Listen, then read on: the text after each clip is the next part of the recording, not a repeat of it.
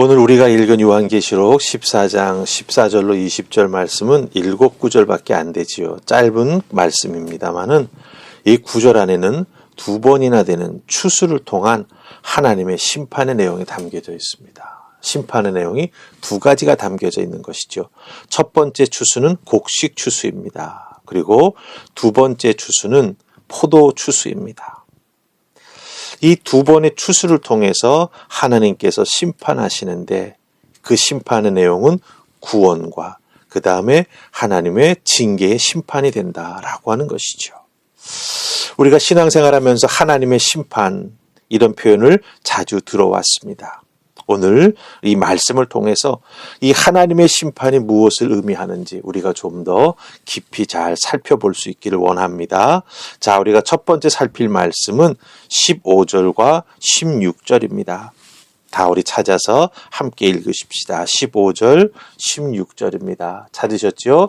같이 읽습니다. 자, 시작. 또 다른 천사가 성전으로부터 나와 구름 위에 앉은 이를 향하여 큰 음성으로 외쳐 이르되 당신의 낯을 휘둘러 거두소서. 땅의 곡식이 다 익어 거둘 때가 이르렀음이니이다 하니 구름 위에 앉으신 이가 낯을 땅에 휘두르매 땅의 곡식이 거두어지니라. 아멘. 자, 보십시다.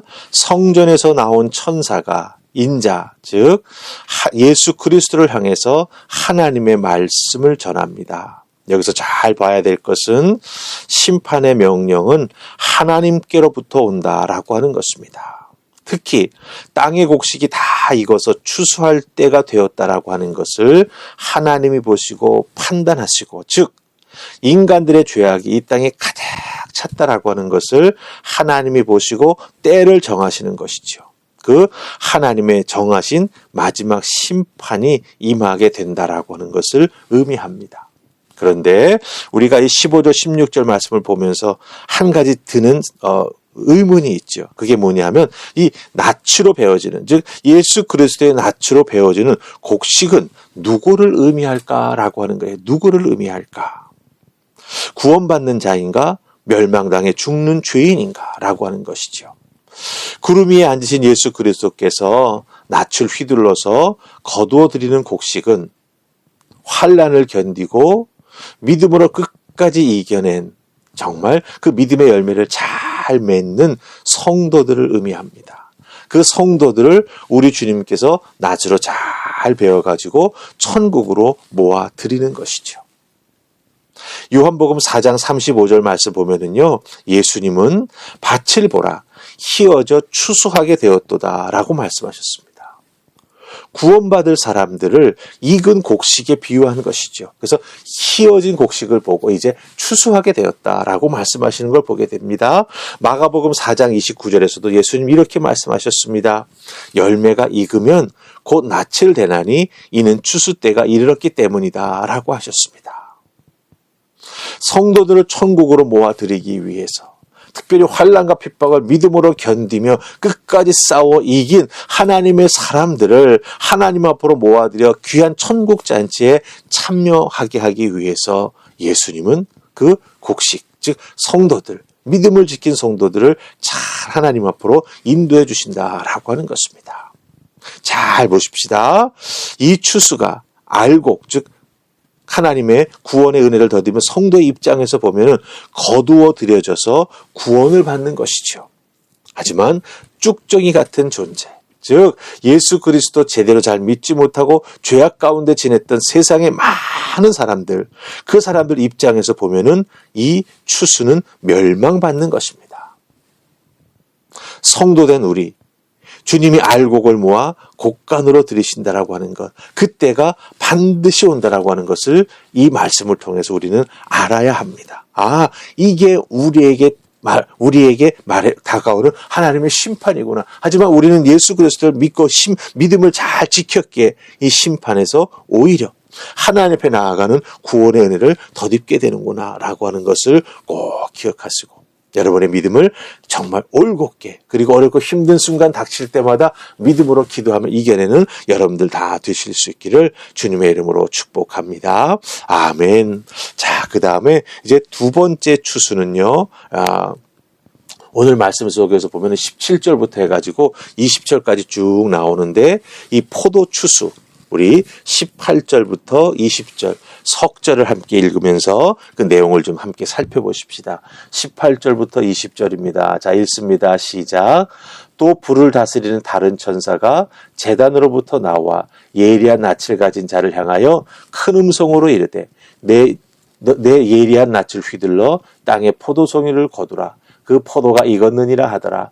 천사가 낯을 땅에 휘둘러 땅에 포도를 거두어 하나님의 진노의 큰 포도주 틀에 던짐에 성 밖에서 그 틀이 밟히니 틀에서 피가 나서 마을 굴레까지 닿았고 1600 스타디온에 퍼졌더라. 아멘.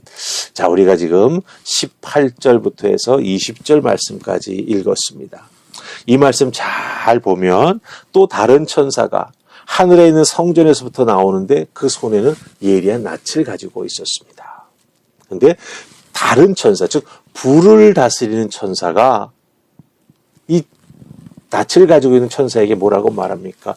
그 낯을 휘둘러서 포도송이를 거두라. 그 포도가 익었다라고 말하는 것을 보게 됩니다. 자, 여기서 이 포도 추수는요, 곡식 추수와 달리 하나님의 심판, 이 죄악의 세상을 향한 하나님의 최후의 심판을 의미합니다. 이 종말의 때에 구원도 완성이 되고 결국 잘 보면 심판도 완성이 되는 것을 우리가 보게 된다라고 하는 것이죠. 천사가 낯을 휘둘러 가지고 포도송이를 거두어 가지고 하나님의 진노의 큰 포도주 틀에 던진다는 것을 우리가 여기서 보게 됩니다. 즉 포도주를 짜기 위해서 틀이 준비되어 있는데 거기에다가 그 낫으로 잘라 거두어들인 포도송이를 다 던진다라고 하는 거예요. 근데 다음에 20절 말씀 잘 보시면 성 밖에서 그 틀을 밟는다라고 말하는 것을 보게 됩니다. 그러니까 성 안으로 거두어들이는 게 아니라, 성 밖에 있는 포도밭, 거기에서 준비되어 있던 포도 틀, 거기에다가 포도 송이를 다 자른 것을 집어 던져 놓고 그 다음에 그것을 밟아서 그 포도즙을 짜낸다라고 하는 거죠. 포도를 짜서 즙을 만들어서 거기에서 수확을 하게 된다라고 하는 거죠. 이 표현은요, 사실 유대 땅 사는 백성들이면 잘 아는 모습입니다. 매년 자기들이 해왔던 것이거든요. 포도즙 짜는 과정, 포도 틀에 넣고 포도를 밟는 거죠. 그러면 포도 알갱이 하나하나가 다 터집니다. 그냥 알갱이가 이렇게 동그랗게 남아있는 게 없는 거죠. 다 짓밟혀 터져야 많은 포도즙이 나오기 때문에, 포도 농부한 농사꾼들은 열심히 포도를 밟습니다. 모든 과즙 한 방울이라도 더 짜내기 위해서 그렇게 하는 것이죠. 이 과정을 잘 알고 있습니다. 그런데 하나님의 심판의 포도주 틀에 던져져서 밟힌다, 짜게 된다.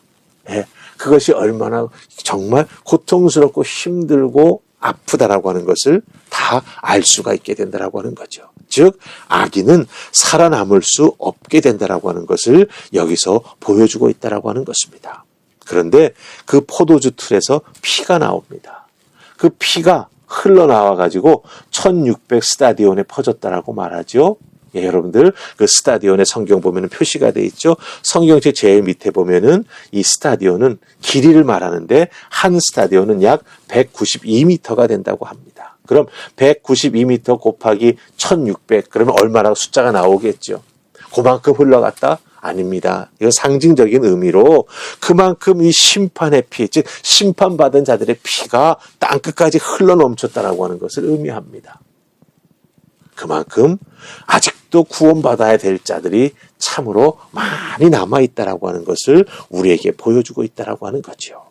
이 모습을 우리가 믿는 자로서 우리는 구원의 잔치에 들어가지 않습니까? 곡식 알곡이 되어서 하나님과 더불어 천국 잔치에서 먹고 마시는 놀라운 은혜와 축복을 누리게 됩니다. 하지만 그 자리에 들어가지 못하는 포도주 틀에 던져진 포도와 같은 자들, 얼마나 고통 중에 그 인생을 마감하게 되겠습니까? 우리 주변에 가까운 이들이, 이런 이들이 있을 수 있습니다. 우리들의 가족 중에 포도주 틀에 던져져 밟혀질 존재가 있을 수도 있다라고 하는 거죠. 어떻게 해야 되겠습니까? 그 영혼을 생각하며 복음 전하는 우리가 되어야 합니다. 정말 최선을 다해 복음 전하는 우리가 되어야 한다라고 하는 것 다시 한번 여기서 우리가 확인하게 됩니다. 자, 우리 정리하십시다. 하나님의 심판, 거기에는 구원의 심판이 있고 죽음의 심판이 있습니다.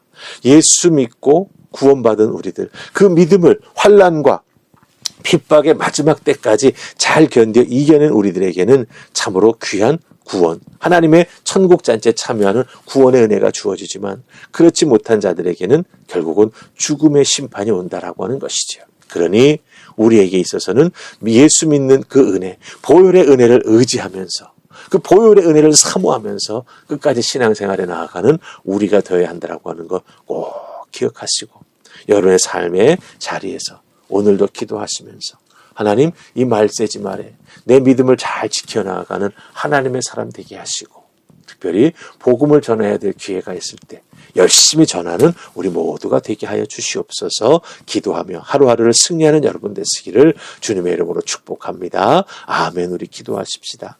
좋으신 하나님, 하나님의 심판, 그 심판이 얼마나 무섭고 두렵고 떨리는 것인지 저희들 말씀 통해서 깨달아 알게 되었습니다. 하지만 저희들은 알고 깁니다. 하나님의 천국잔치에 참여하게 됨을 믿습니다. 더욱 굳건하게 믿음 지켜나가게 하시고 어렵고 힘든 환난을 승리하는 저희가 되게 하셔서 마침내 하나님의 구원의 은혜를 덧입고 기뻐하며 감사하는 저희가 되게 해주시옵소서. 우리 주변에 아직도 이 잔치의 귀함을 알지 못하는 자들이 있습니다. 주님, 전하고 증거하고 우리의 믿음의 삶을 통하여 그것이 얼마나 귀한 것인지 보여주는 우리 모두가 되게 하여 주시옵소서.